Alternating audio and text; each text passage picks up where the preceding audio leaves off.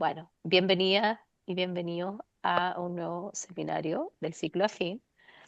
Hoy nos acompaña una invitada muy especial. Estamos muy contentos de que hoy va a presentar Fernanda. Ya les vamos a comentar también quién es, de qué se trata su trabajo.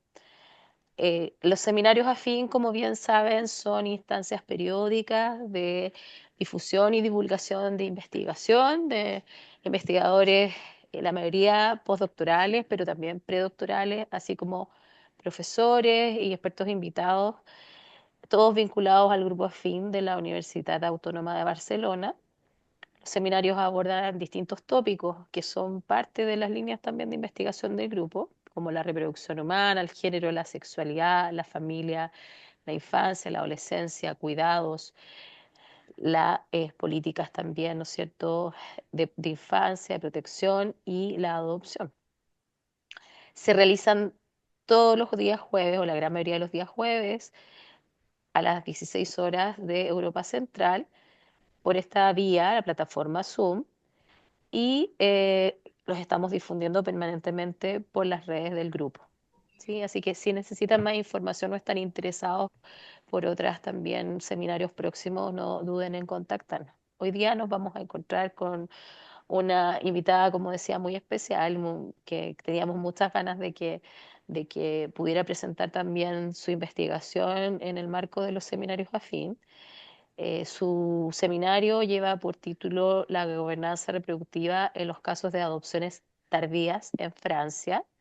Y tengo el agrado de presentarles entonces a Fernanda Refiotis, que es doctora en antropología social por la Universidad Federal de Santa Catarina, Brasil. Entre 2023 y 2024 realizó un postdoctorado en el Centro Norbert Elias de la Escuela de Altos Estudios en Ciencias Sociales en Marsella con una beca del SNPq. Es coordinadora de la Red Internacional de Investigación sobre Familia y Parentesco, la llamada Red Antera, que tiene también sede en la UFG-ERS en Brasil.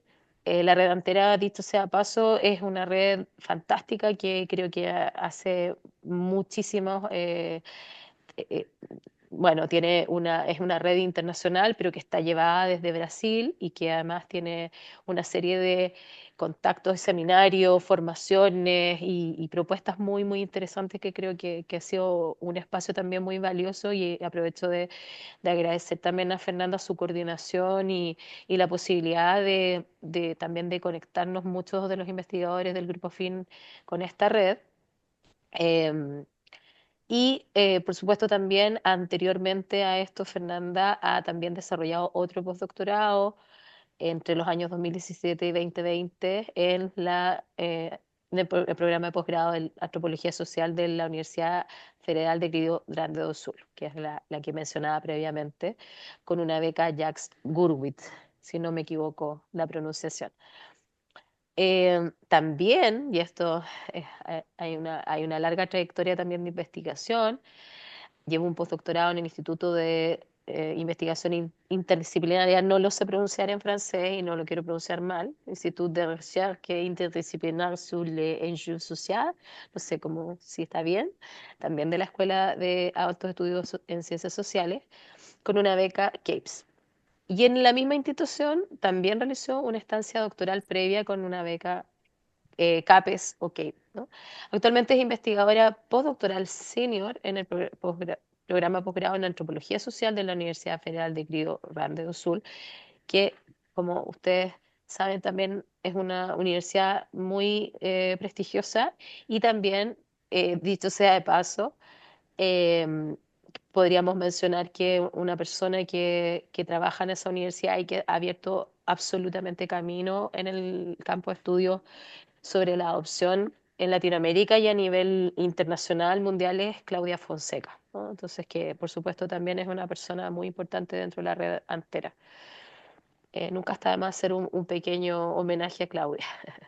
Así que bueno, sin más, les voy a presentar un resumen de lo que Fernanda dirá hoy día. Eh, a modo de panorama, Fernanda analizará el ejercicio de la parentalidad como una forma de gobernanza reproductiva en las prácticas de seguimiento de los candidatos a adopción en Francia.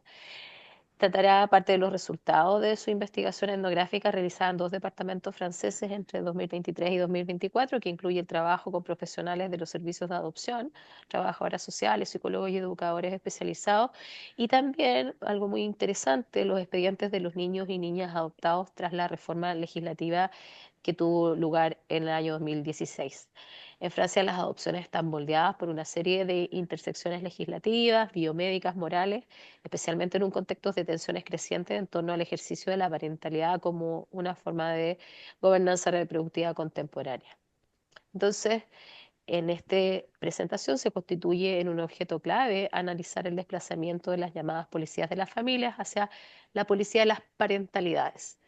Así, en favor del bienestar de los niños y la garantía de sus derechos, se intensifica de alguna manera la vigilancia, no solo de las madres biológicas, sino también sobre los candidatos a la adopción, quienes deben demostrar que no solo son buenos padres o buenas madres, sino que también deben gestionar especificidades de parentalidades que, según los profesionales, son muy particulares. El trabajo de seguimiento en el ámbito de los servicios adoptivos se constituye entonces como una política de apoyo a la parentalidad que opera en el marco de una dialéctica constante entre informar y evaluar, Vigil-Sue y Sue-Vigi. Este apoyo a la parentalidad además está marcado por la psicologización de lo social y se ejerce mediante un gobierno a través de la palabra. Entonces, a continuación, Fernanda, es todo tuya la palabra. La presentación les pedimos que por favor vayan dejando comentarios o preguntas al costado del chat y las iremos retomando. Muchísimas gracias y adelante. Boa tarde a todas e todos. Me escutam bem? Primeiramente, queria me desculpar, porque infelizmente eu não falo espanhol e não ousaria falar portunhol também. Acho que ficaria péssimo.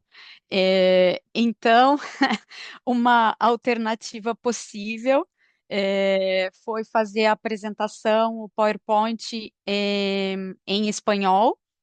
É, que a Irene generosamente fez uma revisão para diminuir a quantidade de erros,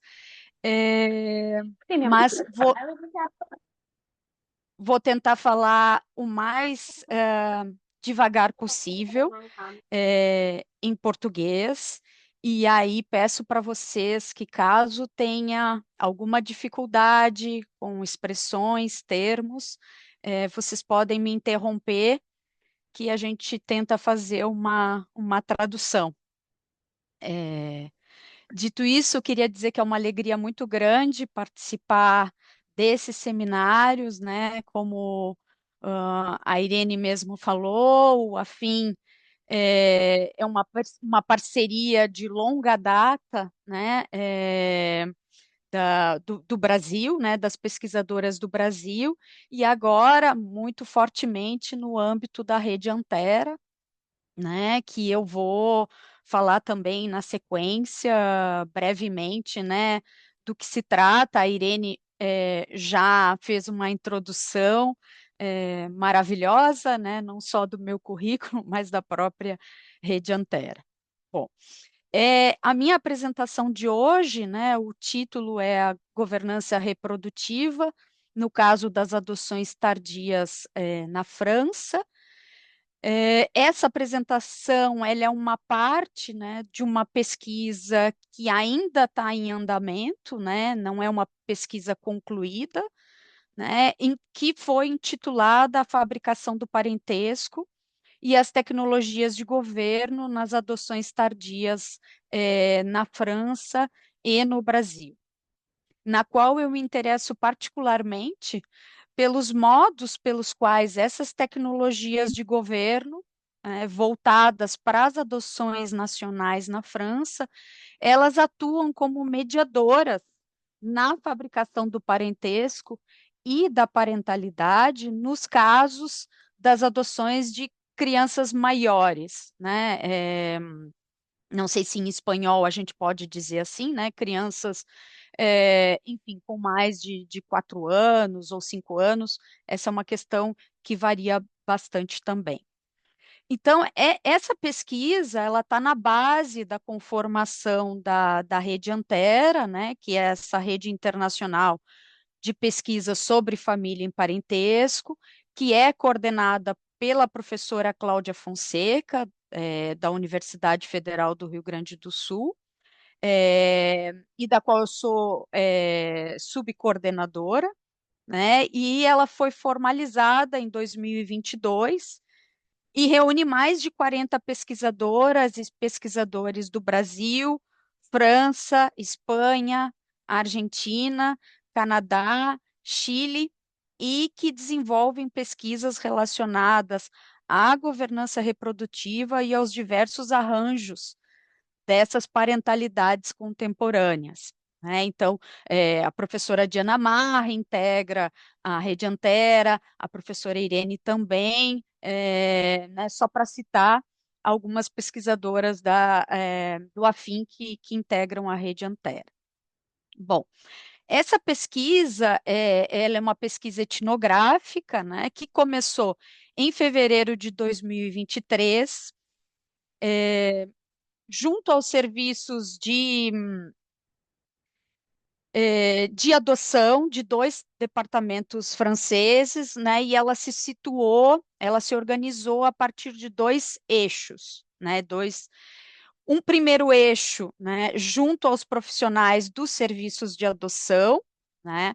A partir da observação das chamadas reuniões de informação antes e após a habilitação para adoção, né, dos candidatos, a realização de entrevistas com as profissionais, né, assistentes sociais, psicólogas e educadoras especializadas, observação dos grupos de apoio à adoção, da Associação Enfants et Familles d'Adoption, né, EFA, e, e um segundo eixo, que seria a análise dos dossiês, é, que eu não sei se em espanhol fica expedientes mesmo, né? São os dossiês já Expedientes, sí. fechados, né, cerrados, né, dos chamados pupilos de Estado, né? Os pupilos são crianças cuja tutela, né, está com o Estado e não mais com os pais, né? Então, os dossiês desses pupilos que foram adotados com mais de 4 anos, entre 2016 a 2024. Nessa minha apresentação de hoje, por conta do tempo, eu vou me concentrar no primeiro eixo, é, e vou trazer aqueles aspectos que eu considero principais dessa problemática de pesquisa que eu desenvolvi na França, né? Então, em função do tempo também, e pelo fato de estar falando em português, né, vou me concentrar em aspectos chaves dessa problemática, né? O que eu quero dizer é que eu não vou poder detalhar tanto o material etnográfico como eu gostaria. É, até aqui tudo bem? Sí, perfecto. Cualquier cosa de términos hacia el español o lo que necesites también me dices y podemos parar. O yo voy poniendo algunos conceptos claves también en el chat, ¿sí? Graças, Gracias a graças. ti. Bom, então as adoções tardias, né? Primeiramente, né? Então eu queria fazer algumas precisões, né? Então, primeiro, o trabalho de campo, né? A pesquisa etnográfica, embora ela esteja concentrada na França, é importante dizer que ela está fortemente inspirada em observações e pesquisas sobre a realidade brasileira, sobretudo no que se refere a uma dita mudança de mentalidade em relação ao novo perfil das crianças disponíveis para adoção, né? Que seriam essas crianças maiores, né? Mas antes de falar propriamente da experiência francesa, algumas precisões terminológicas são importantes, né? Então, primeiro, né, a palavra tardia, ela é muito relativa e ela está ancorada numa problemática de idade que está longe de ser a mesma em todas as sociedades, culturas e mesmo, né, no que se refere às questões de gênero e de classe também, né? Cabe lembrar também que as adoções são, em princípio, consideradas tardias do ponto de vista da idade da criança adotada. Mas é preciso se interrogar também sobre o perfil dos pretendentes à adoção, que flexibilizam os seus critérios para adotar as crianças maiores e que esperam também longamente por essa adoção, né? Então, e eu estou falando aqui muito em particular na França, sobre as mães solteiras, que são claramente preteridas em relação aos casais, sejam esses casais hétero ou homossexuais, né? É preciso dizer também que as adoções são tardias do ponto de vista do modo de funcionamento das próprias tecnologias de governo e que, dependendo do contexto, né, vão ditar o que é considerado normativo em termos das formas de se constituir, né, enquanto família, né, e nesse sentido, o que, que é tardio, né? E nesse ponto é importante lembrar, né, a título de exemplo, que até 1923, na França, quando é autorizada a adoção das crianças menores, as adoções na França eram reservadas somente às crianças maiores, aos, né, maiores de idade. Então, só para ter uma ideia de como essas tecnologias de governo vão também situando o que, que é normativo em termos dessa questão de idade e de tempo.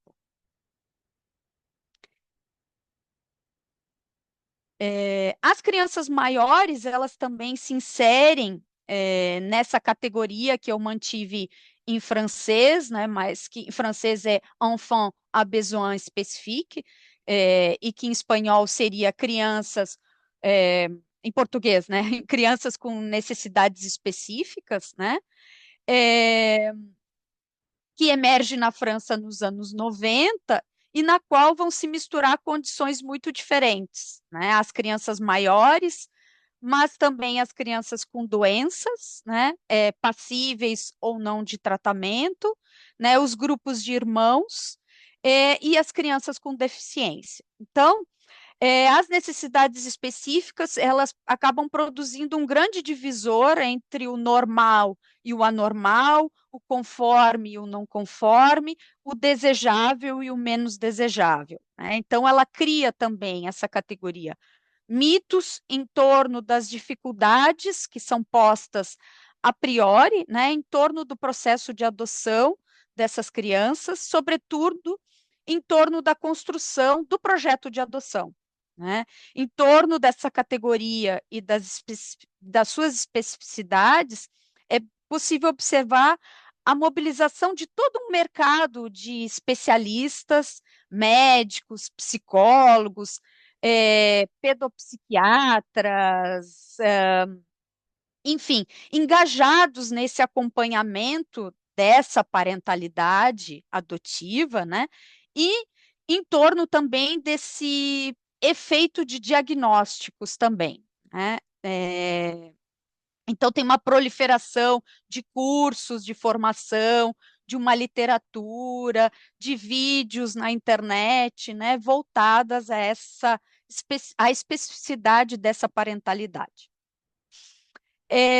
Na França, as transformações no cenário das adoções internacionais, né, e aí muito em função da redução importante do número de adoções internacionais, e isso não só na França, mas isso essa queda é mundial, né, na Espanha, inclusive, né, é, contribuíram para uma volta sobre as adoções nacionais, né, ou melhor dizendo, sobre os chamados pupilos de Estado, né?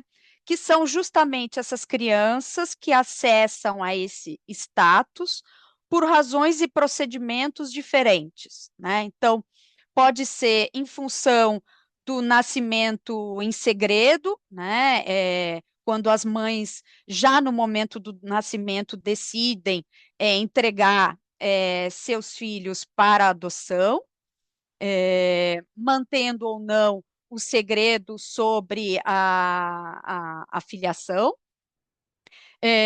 Há uma questão de orfandade, é, por uma questão de entrega voluntária, e o chamado délaissement parental, que eu vou explicar na sequência do que se trata. Porque justamente o Deleuze-Mon é um outro ponto importante a propósito das adoções dos pupilos, né? Que em 2016 se produziu na França uma mudança legislativa, né? Então a lei de 2016, a lei 297, né, do 14 de março de 2016, sobre a proteção da infância, que substituiu a declaração judiciária de abandono pela declaração judiciária de délaissement parental, né? O délaissement é um conceito em um vocábulo que tem origem na psicologia e, em geral, assume dois contextos de leitura. Um que seria psicossocioeducativo e um outro que é jurídico, né? Na verdade, a gente continua falando de abandono, mas de uma outra maneira, né? Então, por isso, para além dessas duas dimensões, né, essa psicossocioeducativa e essa outra jurídica, na minha pesquisa eu tenho pensado da dimensão moral do délaissement, né? Então, essa mudança de termo, né, ela se dá muito em função de uma questão moral.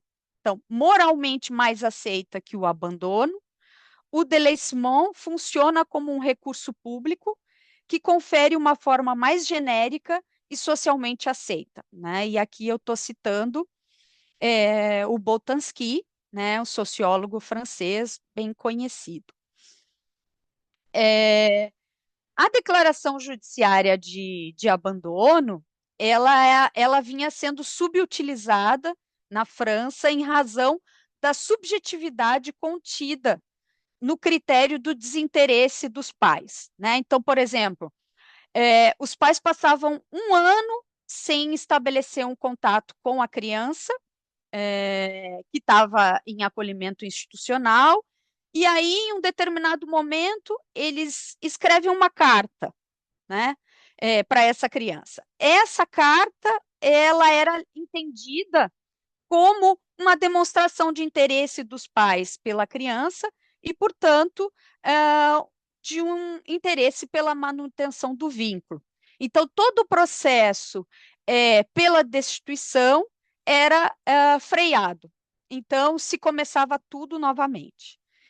Então, esse processo ele acabava levando muito mais tempo do que era esperado, né? Então, com essa mudança, uma criança é considerada délaissée quando os pais não estabelecem com a criança as relações necessárias à sua educação ou ao seu desenvolvimento por pelo menos um ano, né? Então, isso quer dizer que esse novo procedimento ele repousa sobre a ausência efetiva desse exercício da autoridade parental, né? Então, essa formulação, ela se inscreve numa perspectiva de objetificação do délaissement, né? Se traduzindo uma maior exigência em relação aos pais biológicos. Então, se a declaração judiciária de délaissement, ela não rompe os laços de filiação, ela, no entanto, torna a criança adotável, né? Então, nesse sentido, o consentimento dos pais não é mais solicitado, né? É claro que a criança délaissée, ela passa, então, a ser admitida na condição de pupilo de Estado e um projeto de vida lhe é construído, né? Esse projeto que pode ser ou não um projeto de adoção, né? Então, importante lembrar que nem todo pupilo é adotável, né? Embora ao entrar nessa categoria, né, se rompe a tutela dos pais, né? Então ele se torna adotável, mas não necessariamente ele será adotado, e não necessariamente ele terá um projeto de adoção. E isso por uma série de razões, que vão desde o desejo da criança mesma de não ser adotada, como a avaliação psicológica, social, feita pelos profissionais, né? Então, o chamado balanço de adotabilidade, que pode indicar que a criança não está preparada para adoção, né? Então, só para trazer alguns dados para vocês, né, sobre os pupilos de estado, e essas imagens são uma observação, ela é de um filme Ma Vie de Courgette, que eu não sei como ele passou, enfim, qual era o título na Espanha, né? Mas que fala, no limite, sobre adoções tardias, né? Fala sobre acolhimento institucional e fala sobre adoções tardias. Bom, a situação dos pupilos de Estado em 2023, né? Então, todos os anos, o Observatório Nacional da Proteção da Infância, né, ONPE, divulga relatórios sobre a situação dos pupilos, né? Então, o último, o mais recente, foi publicado agora, em 2024, né? Ele tem dados que são de 2022, né? Então, é sempre retroativo, né? Mas é o mais atual. E nesse último relatório do OMP, consta que 4.516 crianças se beneficiaram do Estatuto de Pupilo de Estado, né? Em nível nacional, esse número aumenta de maneira constante pelo 10º ano consecutivo. Importante destacar que a maioria dos pupilos foi admitida em função de uma declaração judiciária de délaissement parental, que é o que eu vinha falando para vocês, né? O que aponta já para os possíveis efeitos da mudança legislativa operada em 2016, né? Então, se vocês forem ver a curva gráfico, né, do crescimento do número de pupilos, chama muito atenção que é justamente a partir de 2016 que esse gráfico começa a aumentar de maneira considerável, né? Então, no entanto, mesmo com esse aumento importante de pupilos, a proporção de crianças confiadas à adoção continua a baixar desde 2015, né? Então, tem um aumento do número de pupilos, mas o número de adoções, ao contrário de seguir esse crescimento, ele reduz. E essa desproporção talvez se explique pelo fato de que a maioria das crianças que se tornam pupilos hoje na França, por délaissement, se encontra na categoria das crianças com necessidades específicas. Então, a idade média dos pupilos em 2022 foi de 9,5 anos, né? Em 2012 era de 7,7. Né? E esse aumento também está relacionado ao igual aumento do número de crianças admitidas em função dessa declaração judiciária de délaissement, né? Então, é importante dizer que um processo de délaissement, que era anteriormente abandono, leva hoje, continua levando pelo menos 3 anos, né? Então, se a gente for pegar os dossiês dos pupilos, a gente vai ver que uma criança que entra ainda bebê nessa categoria pupilo, ela vai ser adotada com pelo menos 4 a 5 anos, né? Dificilmente um pupilo vai ser adotado enquanto bebê, a menos que seja numa situação de nascimento em segredo, né? O accouchement en secret.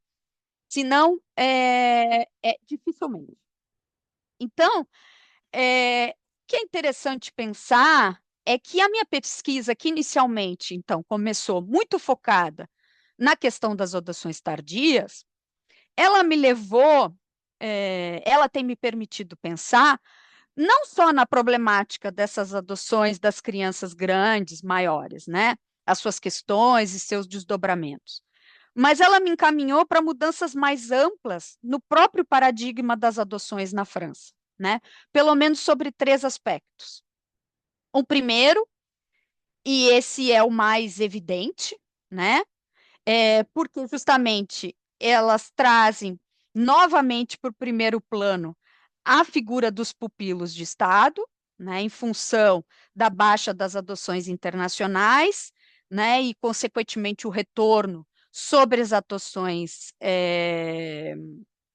nacionais, que são crianças, na sua maioria, né, maiores ou com alguma necessidade específica. Então, isso é muito evidente, né?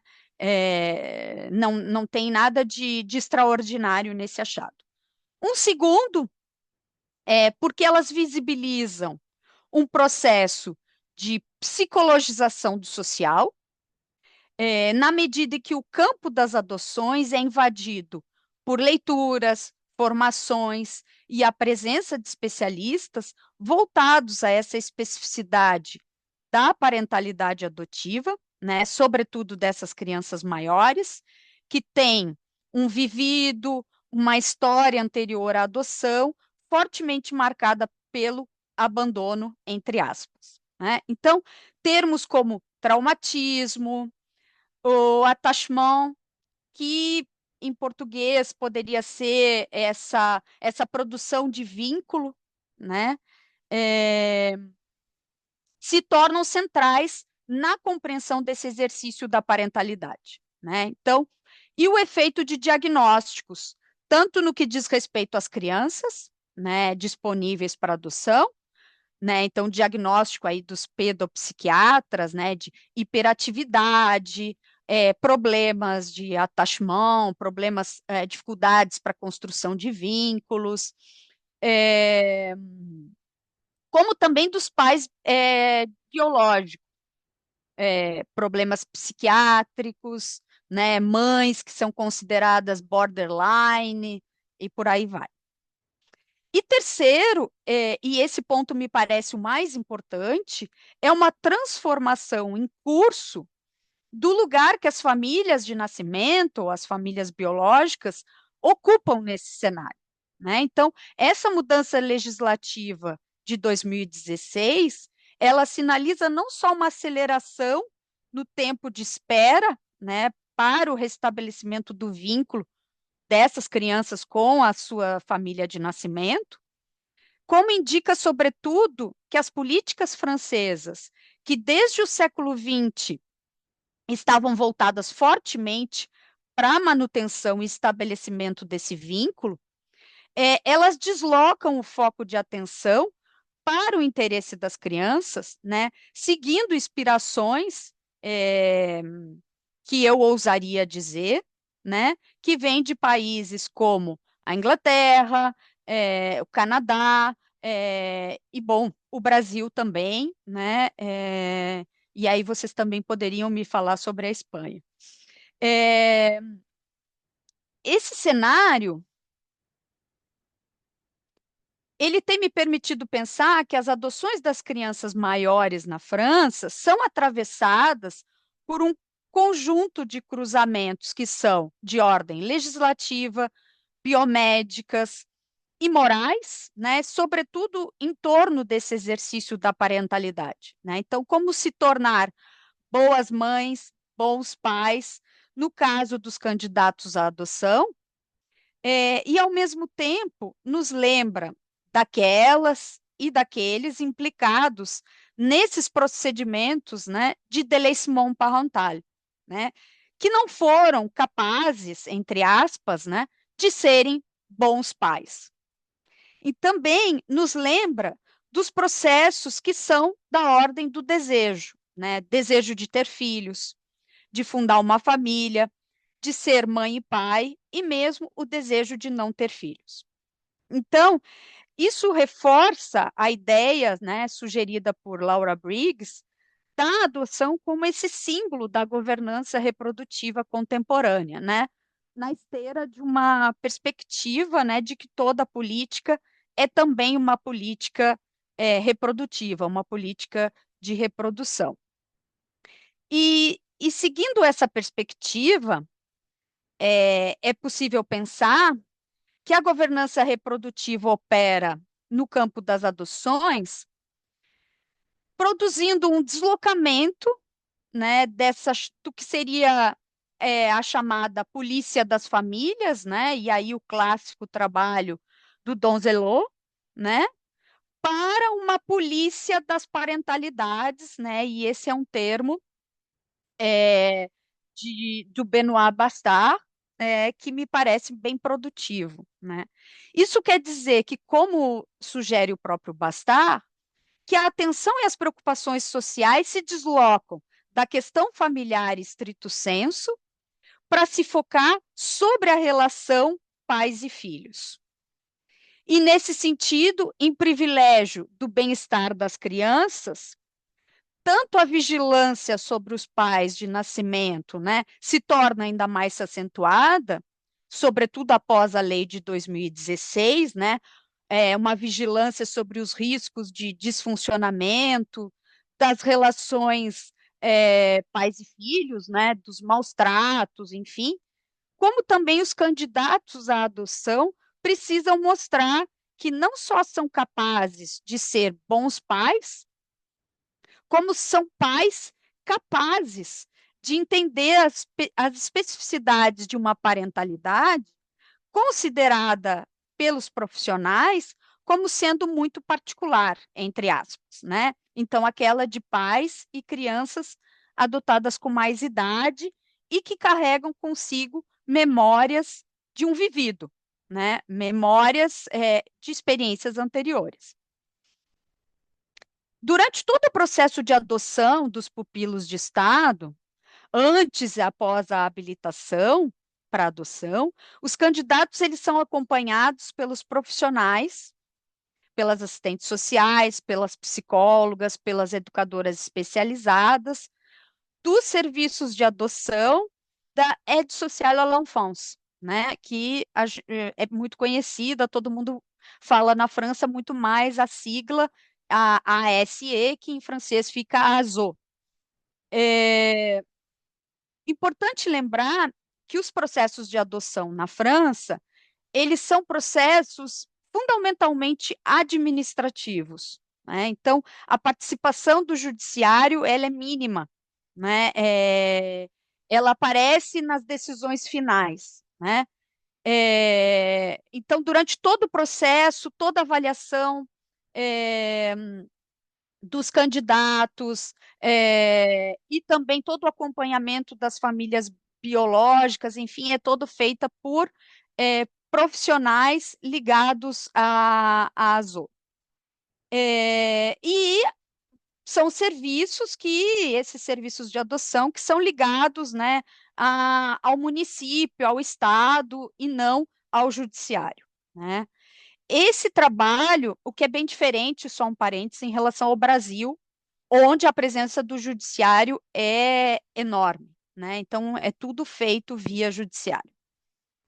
Então, esse trabalho de acompanhamento se constitui como uma verdadeira política de apoio à parentalidade, que funciona a partir de uma dialética permanente entre informação, né, um veiller sur, né, um velar sobre, um cuidado com, né, e a avaliação, né, numa dimensão de vigilância, né, de surveillance, né. É, durante todas as reuniões de informação que participam os candidatos à adoção, um conjunto de prescrições e de conselhos, né, para se tornar bons pais, entre aspas, né, capazes de enfrentar os desafios postos pela particularidades da adoção dessas crianças com essas necessidades específicas, vai sendo mobilizado, né? Então, esse trabalho de informação, ele visa construir o projeto de adoção e, no limite, a transformar esses sujeitos, né? A transformar essas pessoas, esses candidatos à adoção, né?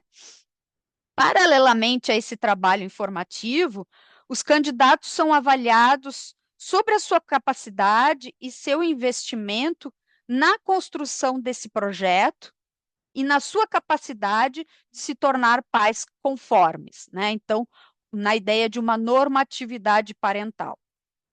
Assim, o projeto parental e familiar, que pertencia inicialmente à esfera privada, se torna público na medida em que a sua realização é condicionada à avaliação de um terceiro institucional que decide, no final das contas, quem pode ser mãe e pai e como será essa família e as suas dinâmicas de parentalidade, né?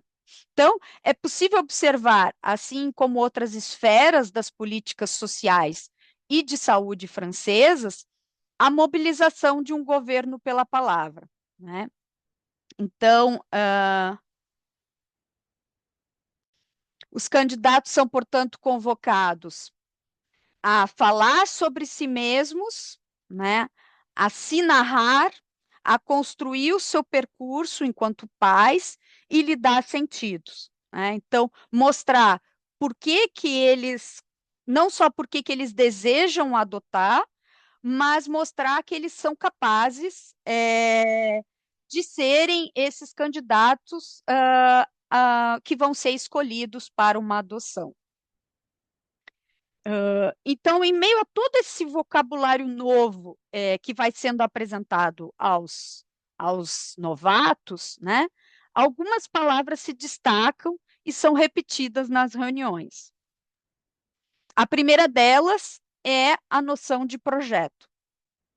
Então, a noção de projeto, ela não é uma novidade nas políticas assistenciais francesas, né?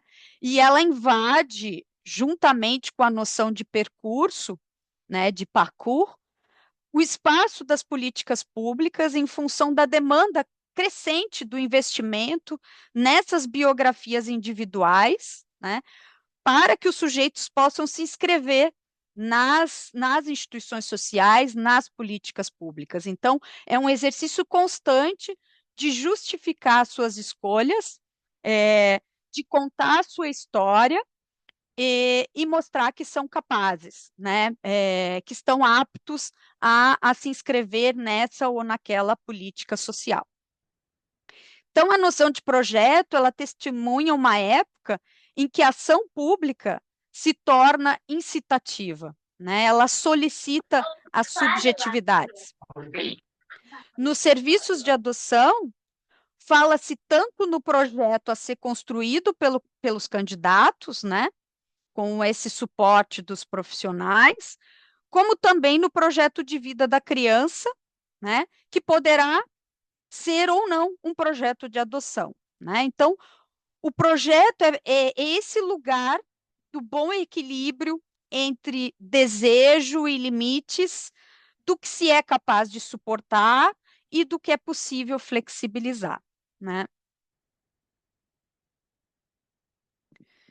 E nessa negociação entre desejo e limites, emergem dois conceitos muito presentes nesse mundo atual das adoções e desse processo de psicologização do social, né, que obviamente não é também uma novidade, né, essa psicologização do social. Mas o que chama atenção é a presença mais intensiva, né, dessa ideia de traumatismo, né, de trauma, e também de attachement, né, de produção de vínculo. Tanto nas reuniões de informação nos serviços de adoção, como nos grupos de apoio à adoção, os pupilos eles são frequentemente descritos como sendo essas crianças maiores, que já têm uma história, que já têm um percurso, e que carregam, portanto, consigo memórias de um vivido que, em geral, é descrito como doloroso e traumático, né? Então, o trauma é, em grande medida, associado ao abandono e às experiências vivenciadas na família biológica. Então, pouco se fala sobre o percurso de acolhimento institucional, né, como sendo também esse lugar de memórias traumáticas. E mais raro ainda ouvir sobre os traumas decorrentes das experiências adotivas, né? Ou seja, sobre os insucessos adotivos. O fato é que esses traumas são produzidos muito em função do abandono e dificultam, do ponto de vista dos especialistas, né, sobretudo dos pedopsiquiatras e dos profissionais, esse estabelecimento de vínculo, né? Então, esse attachement entre a criança e os seus pais adotivos. Né? Isso muito bem constatou Anne-Marie Pichet, que tem um trabalho sobre attachement, né? A tese de doutorado dela é sobre attachement, né? Então ela vai dizer que há uma tendência a interpretar o estabelecimento da relação adotiva pela perspectiva da teoria do attachement, né? Que faz com que essa dimensão do vínculo já desde o princípio ela seja tomada como problemática, né? Do ponto de vista tanto daquilo do que podem os sujeitos, né, as crianças, né, e a forma como fabricam o parentesco, né? Então, é muito interessante que tanto nos serviços de adoção como nas reuniões dos grupos de apoio à adoção, quando esses candidatos chegam, é, eles já chegam muito familiarizados com o novo contexto das adoções, né? Então, eles sabem que tem uma queda grande nas adoções internacionais, que a maioria das crianças disponíveis hoje pertence a essa categoria problemática, né, das crianças com necessidades específicas, né? Então, eles chegam sabendo disso e eles chegam também já com essa questão pronta, essa problemática pronta da construção do vínculo, né? Da problemática, da construção do vínculo como uma problemática, né? E se eu não conseguir construir esse vínculo com meu filho? E se não, é, é, se ele tiver problemas para estabelecer esse vínculo? Então, isso já está colocado de antemão como um problema, né? Então, a presença desses dois conceitos, né, trauma e attachement, revela certamente um investimento importante, um movimento importante de compreensão e de escuta de sofrimentos que não eram reconhecidos anteriormente. Eu acho que eu pulei aqui.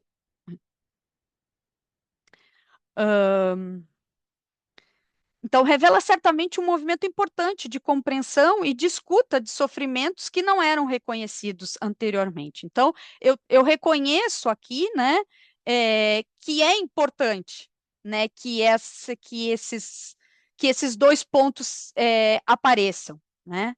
No entanto, essa perspectiva psicologizante coloca certas limitações, sobretudo no que se refere à sua articulação com o contexto mais amplo das políticas de proteção à infância, né? Então, a minha proposta é de pensar o traumatismo, em diálogo aí com Didier Fassin e Richard Hetman, não de um ponto de vista clínico, mas sim de um ponto de vista antropológico, a fim de compreender como esse é pensado, vivido e experimentado na sociedade, né, de forma muito nuançada, né, e dependendo de uma série levando em consideração a especificidade de diferentes contextos e também contingências.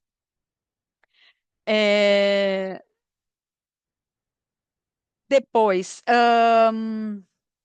esse deslocamento, então, perspectiva, ajuda a compreender o traumatismo não somente como um fenômeno individual, mas sim como uma ferida, né, entre aspas, que mesmo sendo experimentada de forma individual, ela funciona como um testemunho de algo que é coletivo, né? Então, dessa forma, visibiliza e insere as histórias dessas crianças nesse evento bem mais amplo, que são as adoções tomadas enquanto essa forma da governança reprodutiva contemporânea, né? Então, que, portanto, é atravessada por questões sociais, políticas e também morais.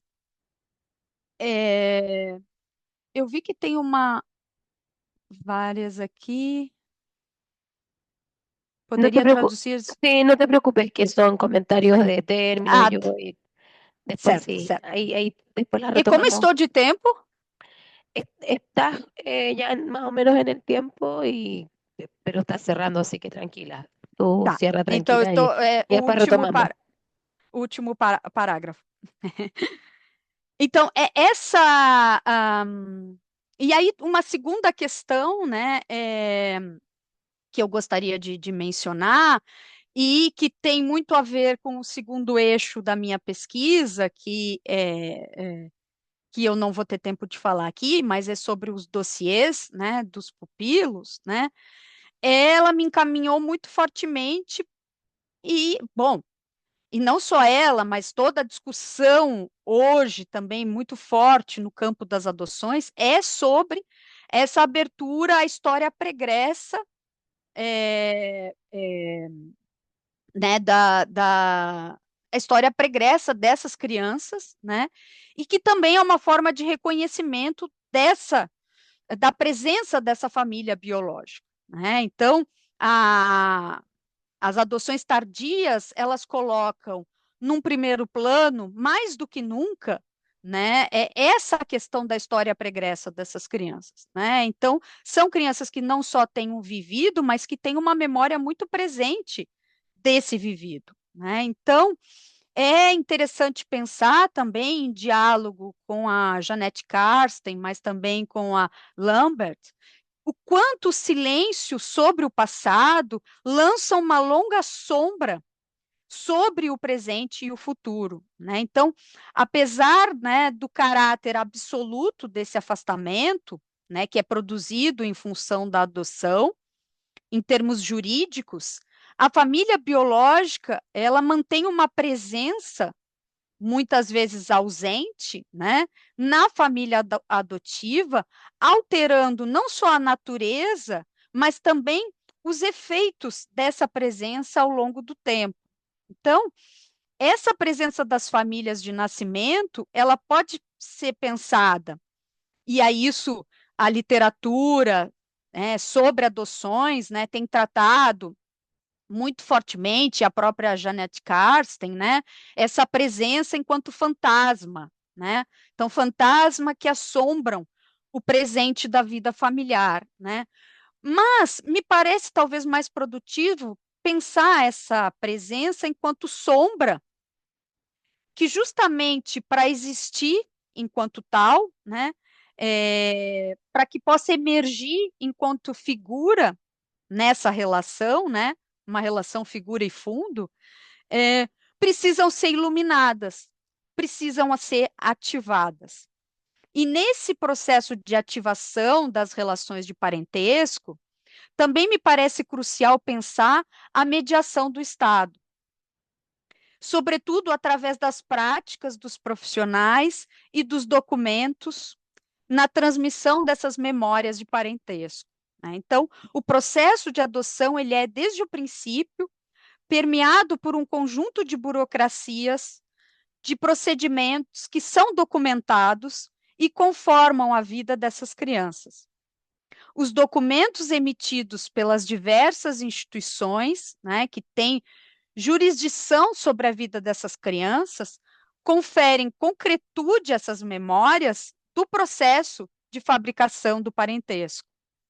Então, os dossiês, né, longe de serem agentes neutros nessa fabricação, eles carregam informações sobre a família biológica, sobre o deleismão, sobre a mudança de estatuto, né, para pupilo, e participam dessa tessitura do parentesco, do que resta, né, e com pistas para um futuro de presenças e ausências desses parentes, como lembra a Karsten, né? Então, esses refletem também, e isso é sempre importante lembrar, posturas políticas e éticas, pontos de vista sobre família, parentesco e parentalidade, que circunscrevem o que estava ali para ser registrado e para ser encontrado, né? Então, para concluir, né, por fim, né, sobre a mudança de paradigma que eu falei ao longo da minha apresentação, seria interessante pensar, em diálogo com Lambert, que a própria adoção hoje se encontra, indiscutivelmente, num momento de reflexão profunda, se não de crise, com várias vozes, né, incluindo as vozes dos adotados, né, indicando que é um momento de repensar radicalmente não só o que significa a adoção, mas a nossa forma de compreender, né, esse estabelecimento ou a produção de vínculos e o significado desses vínculos. E isso significa pensar na questão que foi colocada num seminário em Angers, né, na França, é, sobre adoções, numa perspectiva histórica, né?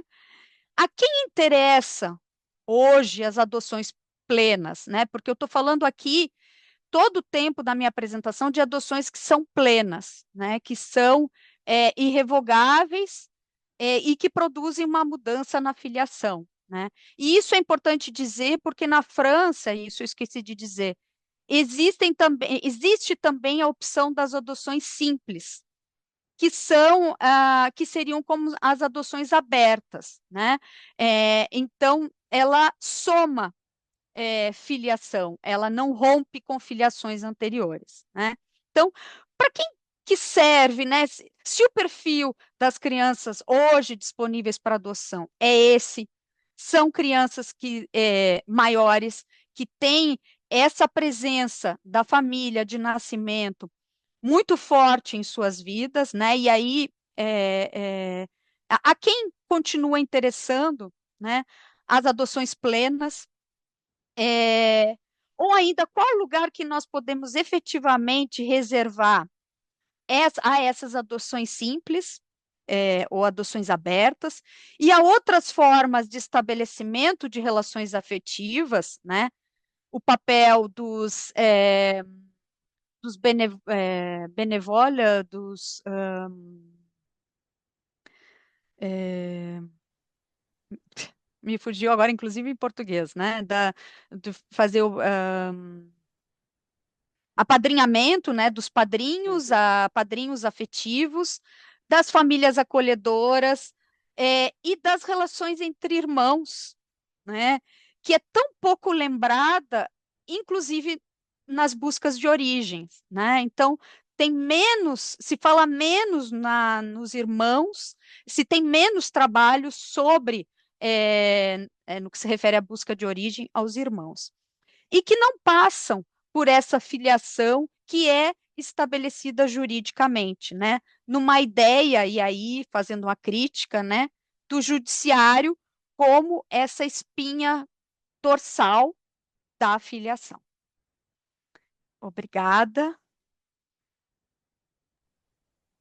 Bueno, Fernanda, gracias por tu presentación. La verdad que es muy interesante. Es un tema que nos viene muy bien también actualizar con tu investigación cómo ha evolucionado y cómo tú también has rastreado a partir de la reforma del 2016 en Francia el impacto que ha ido teniendo en la adopción nacional.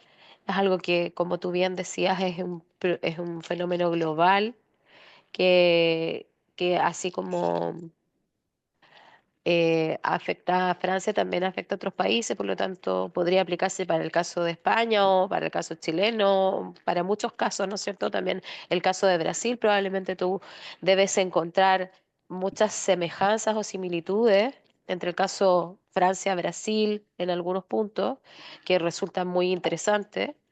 Y has dado muchos elementos, si bien lo has enfocado en adopciones tardías, eso abre muchísimas cuestiones de lo que se llamó tradicionalmente la triada adoptiva o la red de parentesco adoptivo, ¿no? Más amplio, en relación a la familia de origen o biológica, o de nacimiento, y también los candidatos a la adopción que luego se van a ir transformando en padres, ¿no? Es un proceso de transformación ahí que me parece muy interesante cómo en este análisis que haces, y ahí hay una pregunta después ligada a eso de una participante de gobernanza reproductiva, hay una transformación de los sujetos, ¿no? Van pasando por una transformación que está mediada por esto que llamas la psicologización de lo social, ¿sí? Mm, Em, en los procesos de idoneidad, en los procesos de matching, bueno, y también de vinculación con mm, los niños, y que me parece muy interesante este proceso de negociación donde se tensionan los límites de lo que se puede desear a lo que se puede concretamente hacer, y cómo aparecen también los imaginarios de los niños de distintas edades, por supuesto, tanto para profesionales como para candidatos. sí, Y esos imaginarios son de imaginarios con los que los relacionamos en distintos ámbitos. Y yo te quiero preguntar, primero hay una pregunta más teórica que hace una participante Marisol, que está conectada desde Chile. Gracias por tu pregunta, Marisol. Eh, de poder ampliar un poco más la noción misma, teóricamente hablando, de gobernanza reproductiva, para clarificar ese elemento. Yo te quisiera preguntar también, no sé si hay otras preguntas, comentarios, yo también te quisiera preguntar exactamente cuáles son como los elementos centrales que dirías que destacarías. Yo sé que no te dedicaste a hablar de la ley pero ¿qué es lo que la ley del 2016 vino a modificar que se generó también este impacto, por así decirlo, lo central, ¿no? Como el antes y después de la ley del 2016, para ver, ¿no es cierto?, cómo las legislaciones van también vinculadas, ¿no es cierto?, con las construcciones de parentalidad, de parentesco, de familia, y van impactando la adopción en distintos niveles. Y también me gustó mucho lo que planteaste, esta propuesta que tú haces, de lo traumático, de darle un nuevo prisma, una nueva marco para pensar el traumatismo, porque en esa psicologización de lo social, efectivamente se han instalado discursos, que eso es también muy global en todos los países, eh, discurso psi de trauma complejo, apego, attachment, apego. También en algún punto también esos imaginarios que decíamos estigmatizados, atravesados por el daño en los niños, un daño como, no sé cómo traducirlo, la palabra daño, pero niños que vienen dañados, incluso existe la metáfora de la mochila, los niños, la mochila, ¿no? ¿Cómo abordar algo que es de orden efectivamente traumático, que tiene, como tú bien decías, tiene un aporte, es muy importante porque reconoce esos sufrimientos anteriormente no reconocidos en los niños, son formas de reconocimiento de ese sufrimiento, pero al mismo tiempo lo alojan en un nivel individual, se manifiesta de manera individual. Entonces, desde el punto de vista antropológico, aparece una mirada que creo que es muy interesante de no acotarlo al fenómeno individual, sino que tú dices, sino como un testimonio de algo colectivo, que yo creo que le da otra vuelta, que creo que es muy productiva, muy interesante si pudieras profundizarlo.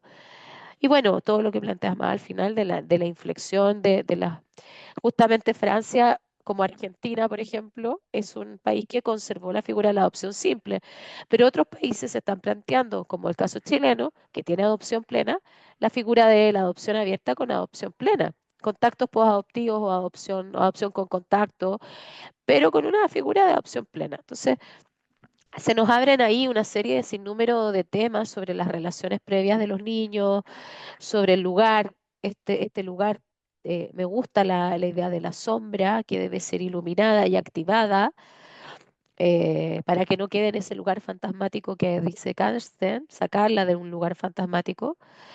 Y bueno, si puedes profundizar un poco más gobernanza reproductiva y explayarte un poquitito más en estos planteamientos y propuestas, me parece súper interesante para dialogar con el campo psicosocial, ¿no? Muitas graças, Irene. Muitas graças pelas questões, são bem importantes. É, o termo governança reprodutiva, é,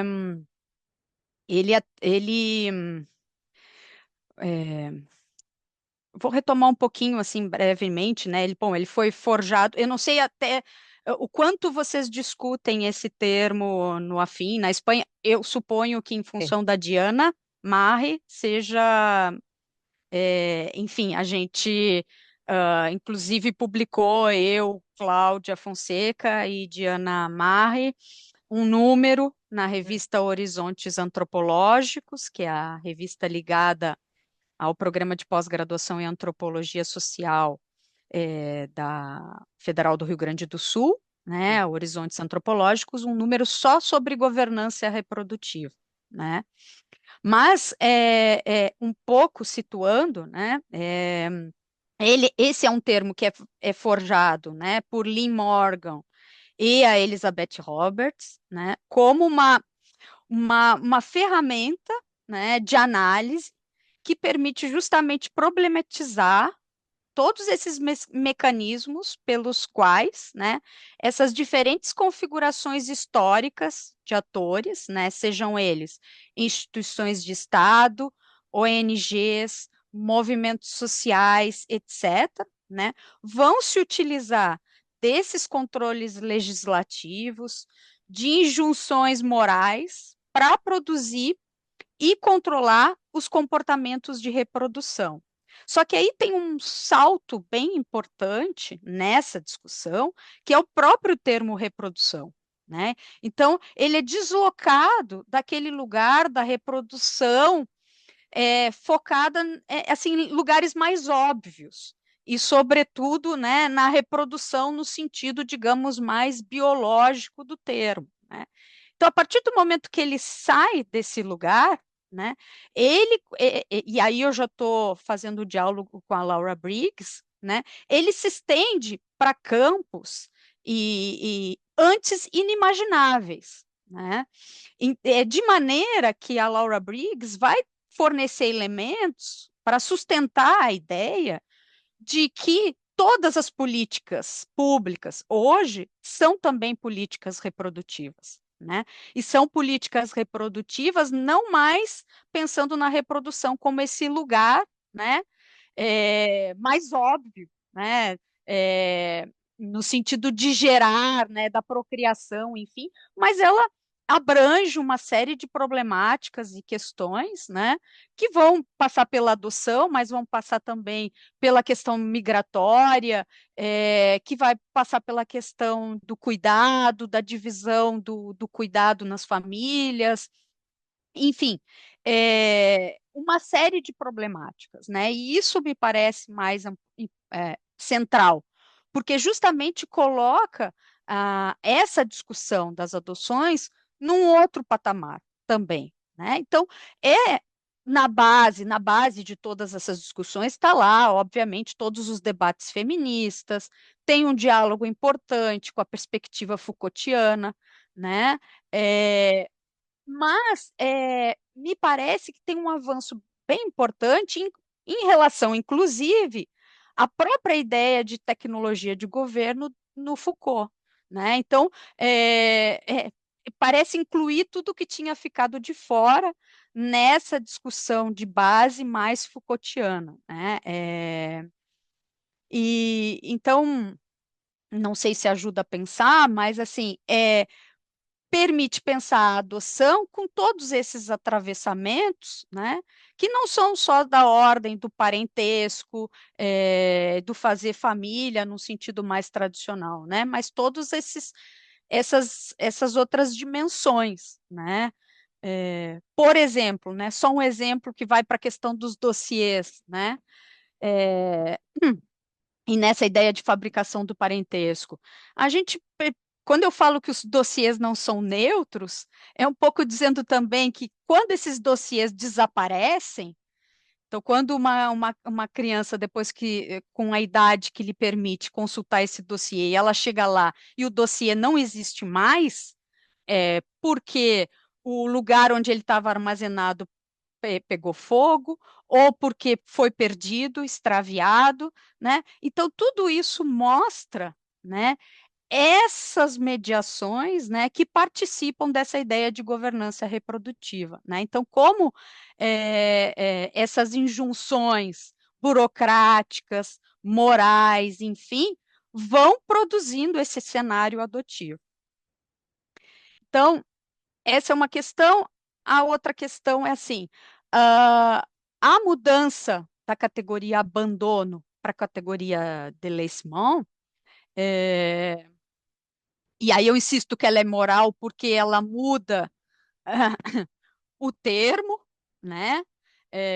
Então não vamos falar mais abandono, porque moralmente abandono é complicado. Então vamos falar em délaissement, que eu, francamente, não tenho uma tradução em português para délaissement, é, e a não ser abandono, né? Então, assim, falar de outra forma tem aí essa preocupação justamente que para mim é moral, né? E com a intenção de que todo o procedimento para destituição do poder familiar, ele hoje leve menos tempo do que ele levava até 2016.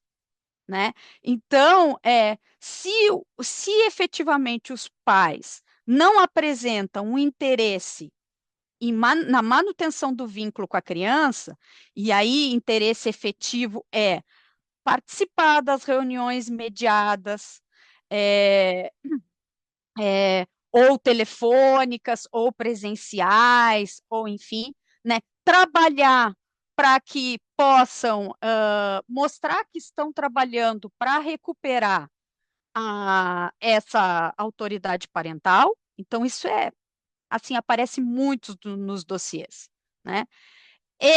Essa mãe, na maioria mães, ela está se engajando, ela está mostrando efetivamente que quer retomar a guarda do seu filho, né? Ela vem a todos os encontros, ela faz o que as profissionais dizem para ela fazer, ela procura tratamento, né? Então, tudo isso é levado em consideração e tudo isso está lá no processo, esse que é administrativo, de destituição do poder familiar, antes do pedido da destituição do poder familiar, né?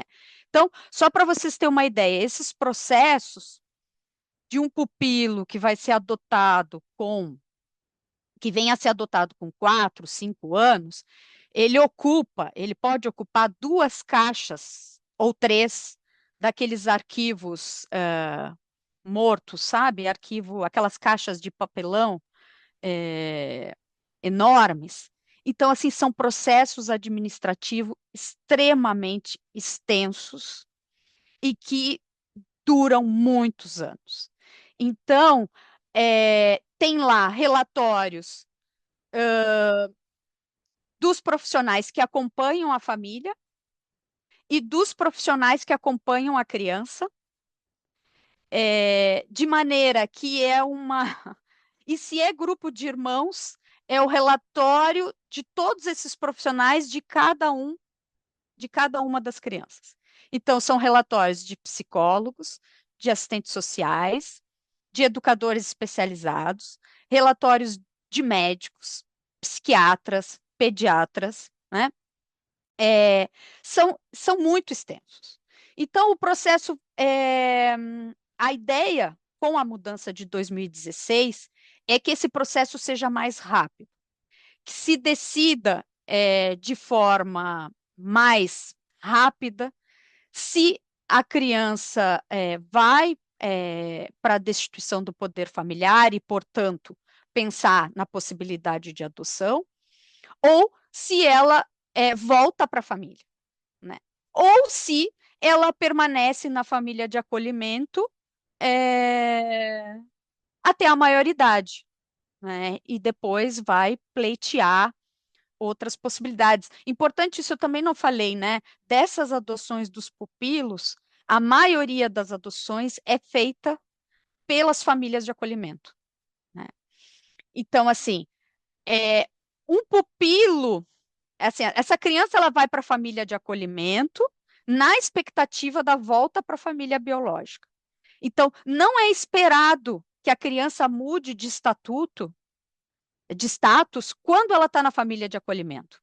Esse não é o fluxo esperado, porque quem está na família de acolhimento, teoricamente, vai voltar para a família biológica. Então, a mudança de status, quando a criança está acolhida, é uma surpresa. É, de maneira que a família de acolhimento é consultada se ela tem interesse na adoção, né? E se ela tem interesse, ela é prioritária. Então, as famílias de acolhimento são prioritárias nas adoções, dos pupilos. Então, isso é um fato. É, eu tenho para mim, e aí, claro, precisaria fazer um comparativo de todos os dossiês, a- entre os dossiês após 2016 e antes de 2016, né? Para ter uma resposta mais assertiva. Mas tem pistas muito fortes de que a mudança, né, de legislação e a mudança no tempo dos processos vai aumentar, não vai aumentar o número de pupilos, sim, mas o que está sendo inesperado é que não está aumentando o número de adoções, né? Então, muitas vezes é, a criança assume o status de pupilo, mas é, ela não tem outra opção, né? Então,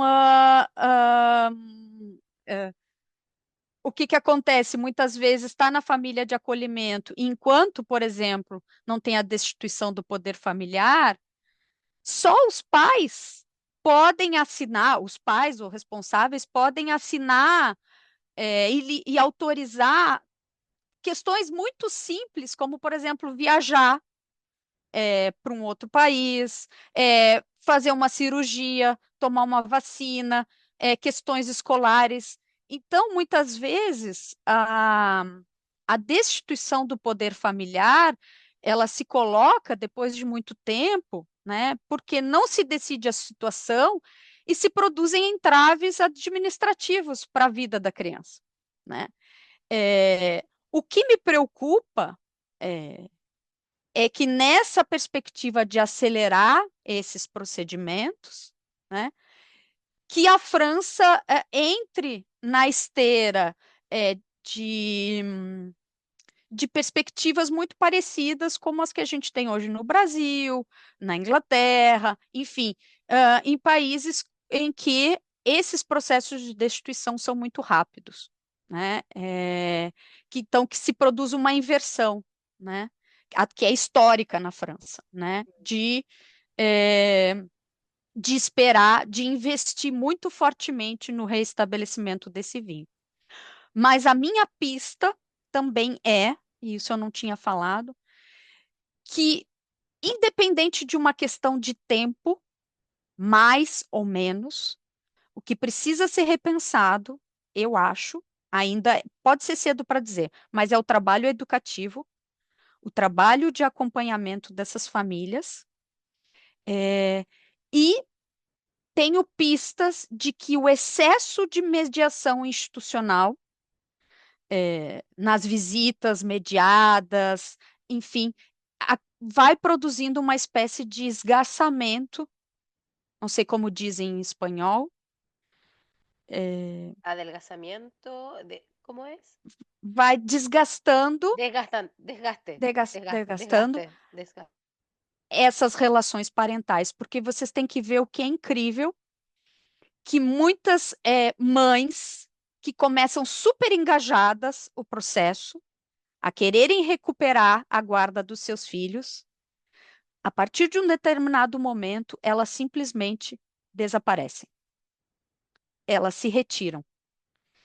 Então, como se produzisse uma espécie de cansaço, de fadiga, né, nesse excesso de demanda institucional, nesse excesso de cuidado, né, mas de orientação, mas que também é de vigilância sobre essas famílias, né?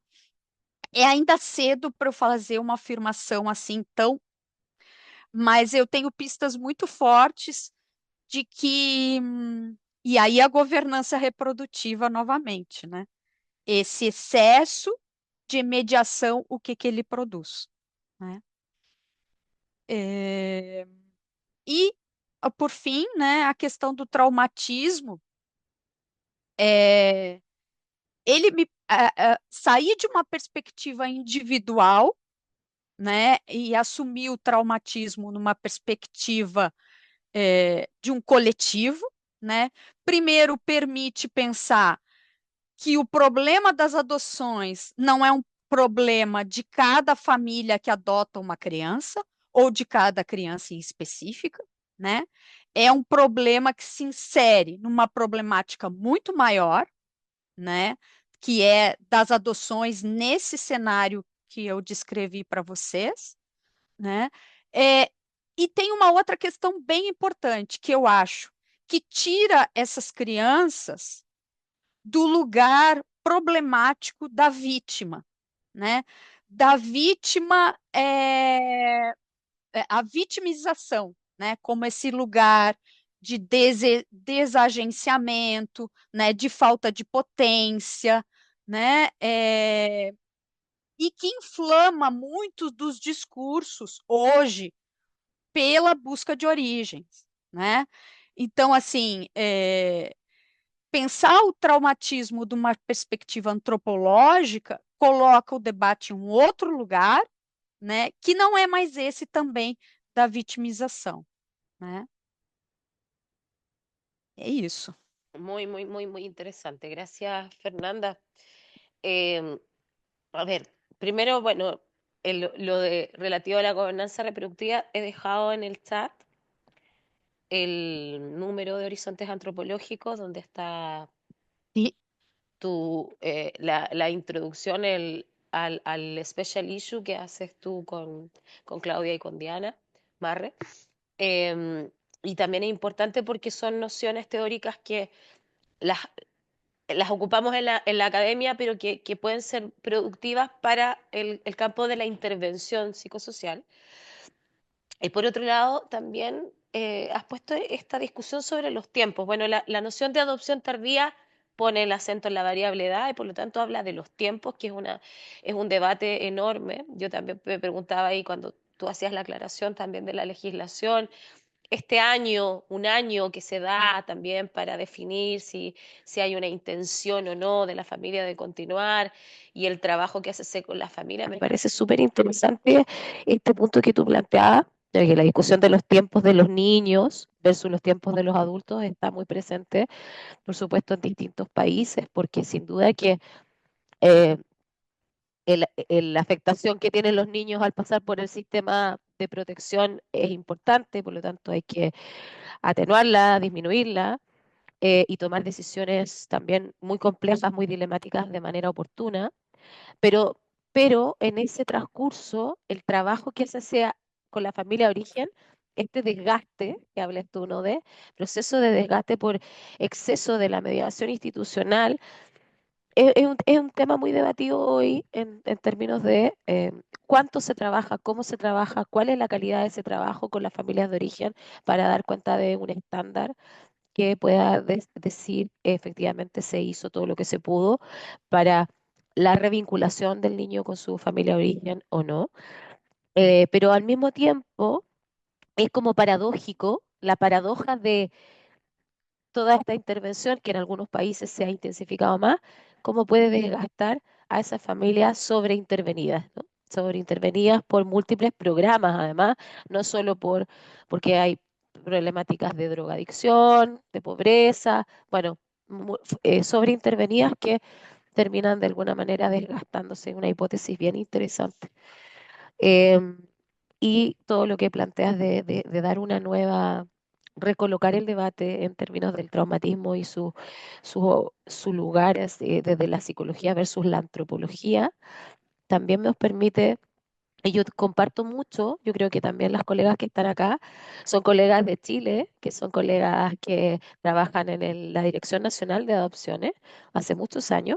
Una de ellas es la directora, de hecho, actual, y vienen de distintas disciplinas. Lo saben muy bien también todos los, bueno, distintos procesos que se han mencionado.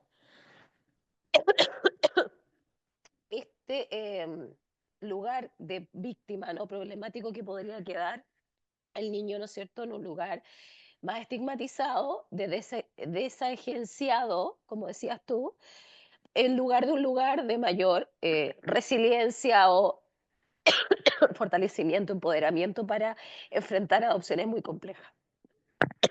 Perdone. Así que bueno, yo creo ahí que hay un tema, hay muchos temas que se abren en lugar, ¿no es cierto?, de cómo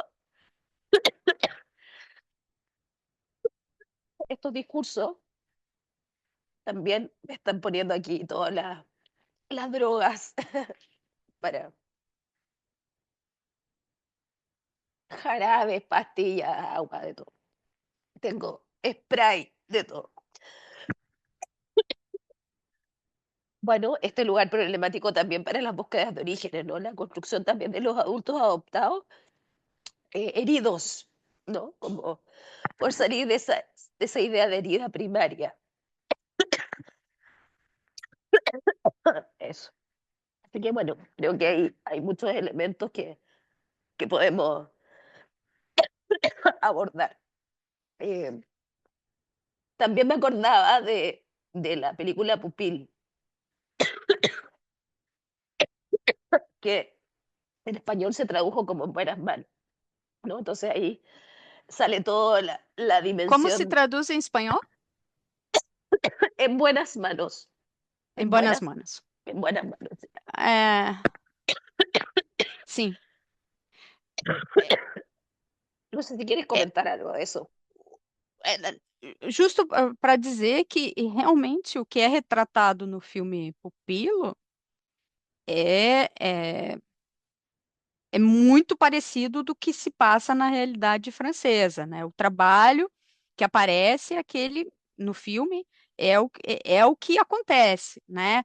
Então tem o acompanhamento dos profissionais, tem o assistente familiar, tem a reunião do conselho de família que vai decidir, mas o que chega no conselho de família já são as indicações que são feitas pelo serviço, né?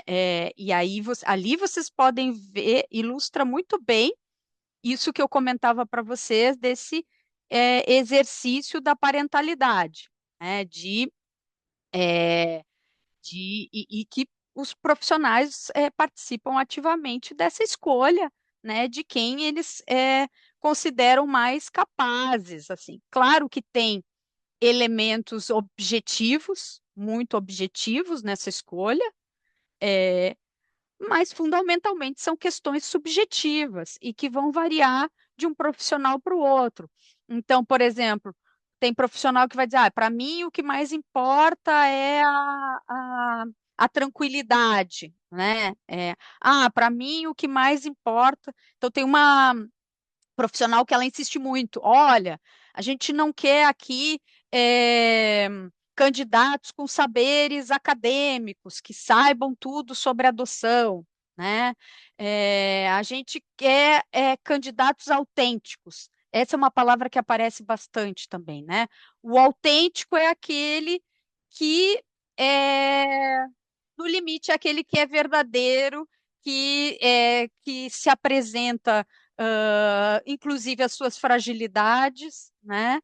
E que mostra que precisa de ajuda, enfim, né? Então, não queremos os que sabem tudo, né? Queremos aqueles que que tem mais tranquilidade. Eles insistem muito,